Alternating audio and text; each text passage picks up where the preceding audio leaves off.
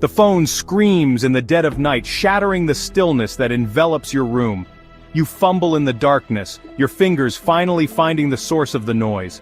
The screen's harsh light pierces through the black, casting eerie shadows on the walls. Your heart pounds against your ribs, a frantic drum in the silence. Each beat echoes in your ears, a relentless reminder of the fear that grips you. You can feel the adrenaline surging through your veins, making your hands tremble as you swipe to answer the call. It's your neighbor, voice trembling. It's happening. The words send a chill down your spine. You sit up in bed, your mind racing with possibilities. You can hear the urgency in their voice, the fear that mirrors your own. You glance at the clock. It's 3 a.m. Why now? They're saying it's spreading fast. The news had warned about this, but you never thought it would reach your doorstep. Images of people in protective masks, hospitals overwhelmed with patients, and alarming headlines flash through your mind. The reality of the situation begins to sink in. Your mind races. The news reports, the hushed whispers, the growing panic in the community. You remember the news anchor's grave tone, the way people in the crowd exchange worried glances. It all seemed so distant then, but now it's right here, demanding your attention. The distant fear, it's all crashing down. The stormy sky outside mirrors the turmoil within you. You see people looking worried, their faces pale with dread. Someone stares off into the distance, lost in thought, just like you. The weight of the situation presses down on you. This is the moment you've pushed to the back of your mind, the scenario you hoped would never come to pass. You sit alone, deep in thought, staring at a piece of paper with emergency instructions. You bite your nails, a nervous habit you thought you had outgrown. The what if that now claws at your throat, demanding action. Are you prepared? You feel a tightness in your throat, a physical manifestation of your anxiety. You look around, realizing you need to act. You start packing an emergency bag, your mind racing with what-ifs and must-dos. The time to prepare is now. Imagine. Hospitals overflowing, resources stretched thin, fear replacing reason. The once orderly corridors now resemble a battlefield with doctors and nurses fighting an unseen enemy. Every corner of the hospital is filled with the echoes of distress, the beeping of machines, and the hurried footsteps of medical staff. The air is thick with tension, as every new patient brings a fresh wave of uncertainty. Sirens wail day and night, a constant reminder of the invisible enemy tightening its grip. The streets, once bustling with life, now echo with the sound of urgency. Ambulances race against time, their flashing lights cutting through the darkness, a beacon of hope and despair.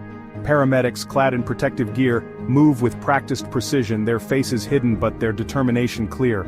Panic spreads faster than the disease itself. News broadcasts fuel the fire, each update a catalyst for more fear. In public spaces, the atmosphere is charged with anxiety. People glance at each other with suspicion, every cough or sneeze a potential threat. The sense of community is overshadowed by a primal instinct to survive, to protect oneself at all costs. Supermarket shelves are bare, stripped clean by panicked shoppers. The essentials, bread, milk, toilet paper, vanish within hours. The aisles, once filled with the hum of casual shopping, now stand silent and empty. The fear of scarcity drives people to hoard, leaving little for those who come after. It's a stark reminder of how fragile our supply chains can be in times of crisis. Lines snake around the block, filled with anxious faces and empty hope.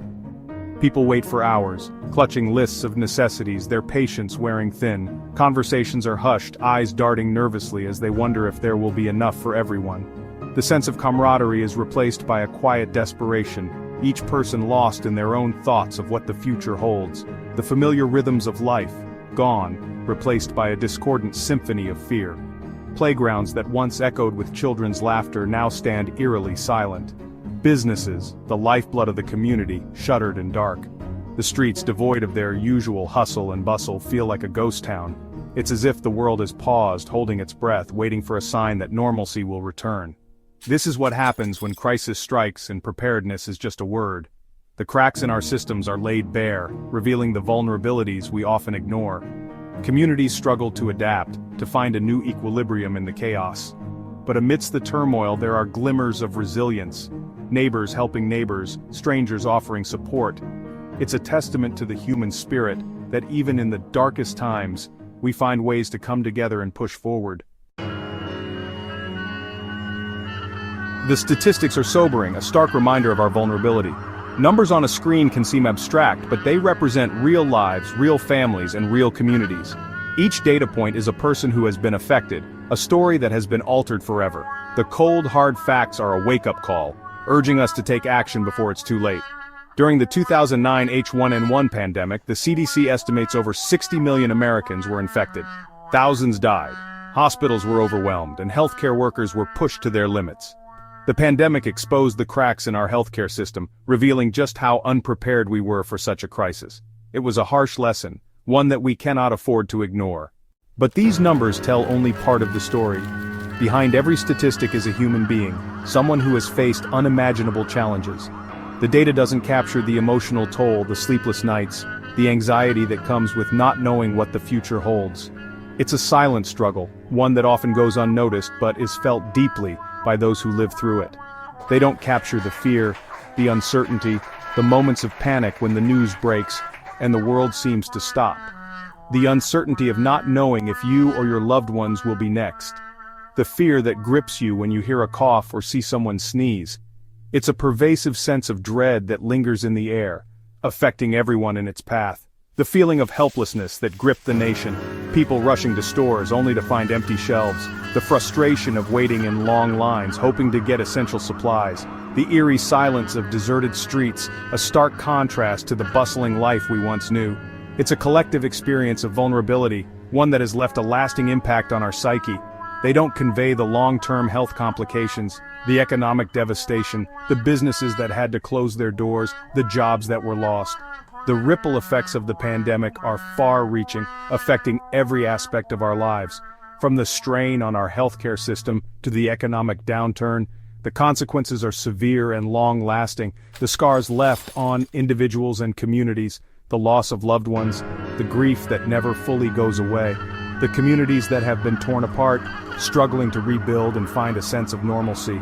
These are the true costs of the pandemic, the ones that numbers alone cannot convey. It's a collective trauma that will take years, if not decades, to heal. This is the price of inaction. The time to act is now, to learn from the past and prepare for the future. We cannot afford to be complacent. The clock is ticking, and every moment counts. It's up to us to make a difference, to ensure that we are better prepared for whatever comes next. The future is in our hands, and we must act with urgency and determination. The urgency of now cannot be overstated. The time for complacency is over. The threat is real, the stakes high. This is not a drill. This is about protecting yourself, your loved ones, your community. Imagine the peace of mind knowing you're prepared, that you have a plan. Imagine facing the unknown with the confidence that comes from knowledge and readiness. You don't have to be a victim. You have the power to act. The first step is simple. Acknowledge the risk. Next, gather information from reliable sources like the CDC or WHO. Knowledge is power. Knowledge is preparedness. Build a kit: essential medications, non-perishable food, water, first aid supplies. Think about communication. How will you contact loved ones if separated? Where will you go if you need to evacuate? Write it down. A plan only works if you remember it. Decisiveness is your life-saving tool. Crises demand action. Hesitation, doubt, fear, these are luxuries you can't afford. Every second counts. A delay in seeking medical attention, a moment's hesitation in following safety protocols, these can have dire consequences. Train yourself to act decisively, familiarize yourself with your plan, practice your responses. In a crisis, your instincts will kick in. Make sure those instincts are informed by knowledge and preparation. The future is uncertain, but one thing is clear: those who prepare are those who survive. Don't wait for someone else to save you. Become your own first responder. Embrace the power of preparedness. It's not about living in fear, it's about living with awareness. It's about taking control of your destiny. Prepare, survive, thrive. The choice is yours. When health crises strike, every second counts.